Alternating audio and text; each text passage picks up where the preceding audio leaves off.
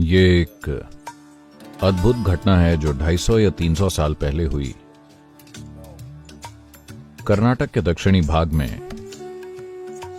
एक भक्त थे और उनकी मां बूढ़ी थी। वो काशी जाकर विश्वनाथ की गोद में मरना चाहती थीं, या कहें कि शिव की गोद में मरना चाहती थीं। उन्होंने अपने जीवन में कभी कुछ नहीं मांगा था। ये एक चीज उन्होंने अपने बेटे से मांगी, मुझे काशी ले चलो, मैं बूढ़ी हो रही हूं, मैं वहां जाकर मरना चाहती हूं। तो वो आदमी अपनी बूढ़ी मां को लेकर चलने लगा। तो दक्षिण कर्नाटक से काशी तक जंगलों से होकर जाना एक बहुत लंबी दूरी थी और वो पैदल चल रहे थे। बुढ़ापे की वजह से मां बीमार हो गई, तो उसने उन्हें कंधों पर उठा लिया। उसकी शक्ति खत्म हो रही थी और सिर्फ एक ही तरीका था जिससे वो चलते रहे, वो बस शिव शिव बोलते गए। उन्होंने कहा, मुझे इस काम में असफल मत होने देना। बस एक ही चीज मेरी मां ने मांगी है, मुझे ये पूरी करने दें। मैं उन्हें काशी ले जाना चाहता हूं, हम बस आपके लिए ही वहां आ रहे हैं, मुझे शक्ति दीजिए। तब चलते चलते उन्होंने एक घंटी सुनी, तो उन्हें एक बैलगाड़ी और एक घंटी की आवाज आती सुनाई दी। तब उन्होंने धुंध से आती एक बैल से चलती बैलगाड़ी देखी, जो अजीब है।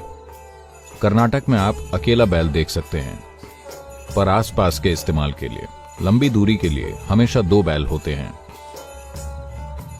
पर जंगल में अकेला बैल अजीब है।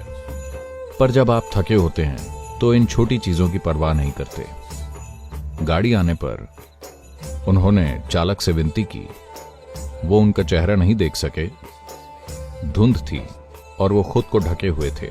मेरी मां बीमार हैं, क्या हम आपकी गाड़ी में सवारी कर सकते हैं? वैसे भी ये खाली ही है। उस आदमी ने इशारा किया तो वो दोनों चढ़ गए। गाड़ी जंगल के रास्ते से जा रही थी। कुछ समय बाद उन्होंने देखा कि ये कुछ ज्यादा ही सुगम सवारी है। ये उबड़ खाबड़ सवारी नहीं थी जैसा उसे होना चाहिए था। तब उन्होंने देखा पहिए घूम नहीं रहे थे, वो थमे थे और गाड़ी चल रही थी। तब उन्होंने बैल को देखा, बैल बैठा हुआ था और फिर भी गाड़ी चल रही थी। फिर उन्होंने ड्राइवर को देखा, बस चोगा ही था, कोई आदमी नहीं था। उसने अपनी मां की ओर देखा। मां ने कहा, अरे बुद्धू, हम पहुंच गए हैं, कहीं जाने की जरूरत नहीं है, यही जगह है, मुझे जाने दो। और मां ने अपना शरीर वहीं छोड़ दिया। बैल, गाड़ी और ड्राइवर गायब हो गए। तब वो आदमी वापस लौट आया। लोगों ने सोचा, ओह, ये अपनी मां को कहीं फेंक कर चला आया है, ये उन्हें काशी नहीं ले गया, ये तो बहुत जल्दी वापस आ गया। उन्होंने कहा, तुमने अपनी मां को कहां फेंक दिया? वो बोले, नहीं, हमें जाना ही नहीं पड़ा, शिव खुद हमारे लिए आए। उन्होंने कहा, बकवास। वो बोले, आप क्या सोचते हैं, इससे फर्क नहीं पड़ता, वो हमारे लिए आए और बस मेरा जीवन रोशन हो उठा है। मैं अपने भीतर ये जानता हूं, आपको नहीं पता तो आप जाने। तब उन्होंने कहा, ठीक है, तो हमें कुछ दिखाओ, किसी तरह हमें दिखाओ कि तुमने शिव को देखा, वो तुम्हारे लिए आए। वो बोले, मैं नहीं जानता, मैंने उन्हें नहीं देखा, मैंने बस एक चोगा देखा, कोई चेहरा नहीं था, कुछ भी नहीं था, वो खाली था।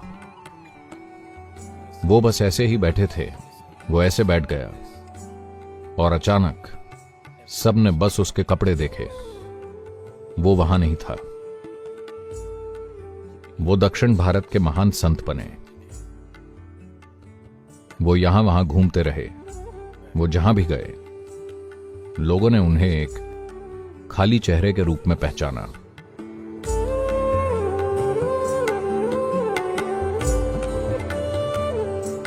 Devotion essentially means you have found a way to dissolve yourself. भक्ति मतलब आपको खुद को विलीन करने का एक तरीका मिल गया है। चाहे आपने एक देवता चुना हो, या एक आदमी या औरत या बच्चा, या अपने जीवन में कोई एक खास लक्ष्य, पर एक चीज साफ है कि कभी भी किसी ने अपने जीवन में कुछ भी बड़ा हासिल नहीं किया किसी चीज के लिए समर्पित हुए बिना। चाहे वो आर्ट हो, स्पोर्ट हो, म्यूजिक हो, पॉलिटिक्स हो, अध्यात्म हो, जो कुछ भी हो, जब तक आप समर्पित नहीं होंगे कुछ भी महत्वपूर्ण नहीं होगा। क्योंकि भक्ति भाव बिना आप अपनी खुद की सीमाओं को पार नहीं कर पाएंगे। आप किसके लिए समर्पित हैं मायने नहीं रखता। आप चाहे जिसके लिए समर्पित हों, यह आपकी भक्ति का गुण है जो आपको रूपांतरित करेगा। भक्ति के बिना सच्चा रूपांतरण नहीं होता। भक्ति के बिना एक इंसान कभी भी पूरी तरह सशक्त नहीं होगा।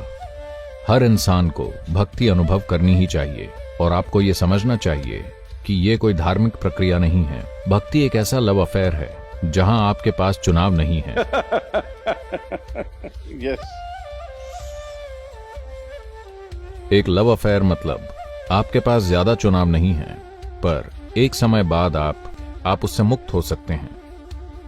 भक्ति एक ऐसा लव अफेयर है जहां आपके पास कोई चुनाव नहीं होता और आप उससे कभी भी मुक्त नहीं हो सकते।